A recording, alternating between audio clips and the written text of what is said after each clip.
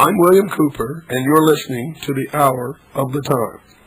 Folks, as you can hear, my voice has gone, and for several days I didn't have any voice at all. I've been very ill. I apologize for the inconvenience of having to listen to reruns for the past week, and you're going to hear a few more before I get my voice back, I'm afraid. Please accept my sincere apologies. I've got a lot to tell you about my recent trip to London, the things that I learned in Europe, and I've got some fantastic shows lined up for the future. So please be patient and try to get the maximum worth from the shows that we're rerunning. We're trying to bring you just the most important ones that we believe you should hear. Make sure you take tonight's show if you can. It originally ran on December the 6th, and then again on January the 5th. It's an important show. It'll tell you about the banking situation and the new F.D.I.C rules that went into effect on December the 19th. Remember, this show originally ran on December the 6th. Please also don't miss tomorrow night's show. Tomorrow night's show is one of the most important, especially for young people who are not taught this information in schools anymore. If you have young people in your family or in your neighborhood, please try to get them to come in and listen tomorrow night, Friday, December the 29th, to the show that's going to air on the Hour of the Time. And I think that their eyes will be opened and they will be amazed. They should start asking questions as to why they don't learn this stuff in school anymore. And you should also be asking your Board of Education why it's not taught in school anymore. Now, folks, again, I apologize for the inconvenience of all these reruns. Please, if you can, sit down and write a donation to help keep us on the air. Make your checks or money orders out to WWCR. Yes, on December the 19th, 1992, the new F.D.I.C's rules go into effect. But first, let's get a little background here, and then I'm going to tell you what these rules are and how they're going to affect you and what you can do. And we're going to tell you the 10 safest banks in the country.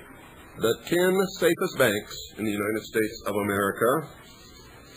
And even if you have to do your banking by mail, I can guarantee you banking with one of these 10 banks is better than banking with any other bank that you've put your money in previously.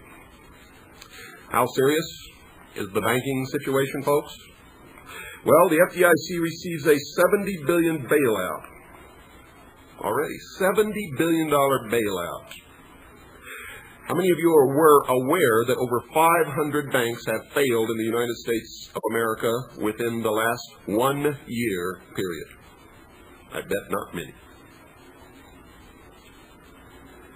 The bailout is so that it continue to stand behind deposits at the nation's banks. Large money center banks are increasingly having their solvency questioned. Bank failures are expected to increase. And in fact, banks have been failing all through the last year, and over 500 to date have failed. However, it is commonly believed, quote, if only the right government policies are implemented, the banking system can again be brought under reasonable control. In effect, the worst is over, unquote. And that is an erroneous assumption, an erroneous belief. One historical perspective suggests a less comforting view. Economic forces arrayed against the banking system could be so strong that in the short term, little can be done to improve matters. In that view, bank failures will continue for several more years no matter what the regulators do, short of declaring a bank holiday or the occurrence of some other cataclysmic scenario. While the actual situation is well short of Great Depression magnitude thus far, it threatens to eclipse that disaster. It may be more severe and less controllable, that is commonly thought, and I can guarantee you folks that that is the case, and that I've been warning the American people for years that this was going to happen. And some of you listened, most did not. In fact, when bank failures as a percentage of the number of banks are viewed for the entire 20th century, the current era stands out as the second worst in said century. Currently, bank failures are more frequent than during the period of the Panic of 1907, when conditions became severe enough to lead Congress, they say, to establish the Federal Reserve Board, which was the beginning of the downfall of the entire economic system of this country and maybe even the world. You see, because the Panic of 1907 was created intentionally to convince Congress to adopt the Federal Reserve System. After almost a century of American tradition that excluded a central banking authority, when savings and loan failures are also considered, the recent banking carnage is eclipsed only by the Depression years immediately preceding the bank holiday of 1933. In short, while our banking system's pain is distributed unevenly, there is no doubt that the troubled times we are living through are quite unusual. We should not expect much from such quick fixes as encouraging bank examiners to go easy on real estate appraisals, jawboning bankers to increase lending, or tightening a noose of spurious regulations about the industry's players. Instead, we should encourage our lawmakers to concentrate on repairing the underlying structural problems that have made the economy falter and leave the banking industry in the position to expand credit. Credit which will be sorely needed to fuel the recovery. And the recovery, folks, will be painful. It will require inflation, followed again by depression, followed then by stability, but only if we return to constitutional money. There's only one way to solve the problem, folks. That's to nationalize the Federal Reserve. Arrest and prosecute every person who's ever been involved with the Federal Reserve System from its inception, those who are alive. And to cancel the national debt by decree. And if anyone in this world doesn't like it, they can answer to the military might of the United States of America. And there is no one who can stand up to that military might. Thus, there is no reason why what I have just outlined cannot be done. Then we must print United States notes until we have built up reserves of gold and silver, when we can once again use constitutional money. The only other answer, folks, is to print money as fast as we can possibly print it, devalue the dollar by a factor of 100 to 1, and pay off the national debt in cash, and then return to constitutional money. It would require that we go through such an unbelievable inflationary period, followed by abject depression, and would still not do away with the Federal Reserve System that has got us into this situation. It would not return us to constitutional money. In my estimation, that is the worst way to do it. There is no other way that it can be done, because none of the interest has ever been created. On the loans that you all have now, the interest on the national debt, none of it has ever been created, and that's why the banks are in so much trouble. There's no money in the banks, because all the available cash goes to pay interest. And that's not even to mention what is siphoned off the top by the Internal Revenue Service to fuel the formation of the New World Order. I told you this was an important program, and I was not joking, folks. This is an important program. If the banking industry is given a chance and not hobbled with too much government intervention, banking problems will melt in the face of economic revival, but only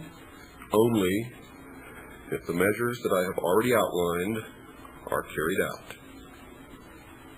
That revival will be enhanced if our regulators can continue to emphasize banking soundness without being sidetracked by having to enforce more social engineering, currency policing, or credit allocation mandates.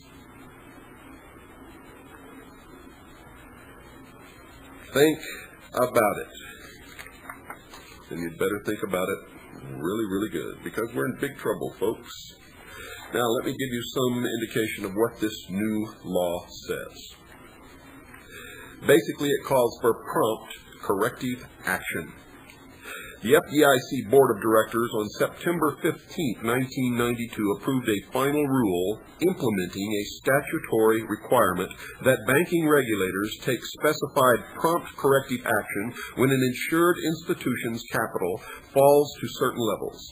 Section 131 of the F.D.I.C. Improvement Act of 1991, the F.D.I.C.I.A., amends the Federal Deposit Insurance Act by adding a new Section 38 that restricts or prohibits certain activities and requires an insured institution to submit a capital restoration plan when it becomes undercapitalized. The restrictions and prohibitions become more severe as an institution's capital level declines, beginning with measures such as restrictions on dividends and management fees, if the payments would result in the institution becoming undercapitalized, and ultimately ending in the closing of institutions that are critically undercapitalized. A copy of the Federal Register is in my hands, folks, and I'm going to be explaining this to you.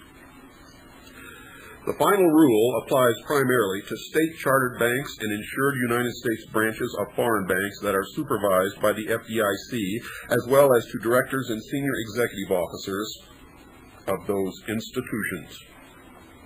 However, portions of the F.D.I.C. rule also apply to all insured depository institutions that are deemed to be critically undercapitalized. The Federal Reserve Board, the Office of the Comptroller of the Currency, and the Office of Thrift Supervision have adopted parallel rules for the institutions they supervise. The F.D.I.C.'s final rule, which becomes effective December 19, 1992, amends Part 325 of the agency's regulations by defining 5 capital categories for purposes of implementing the prompt corrective action requirements.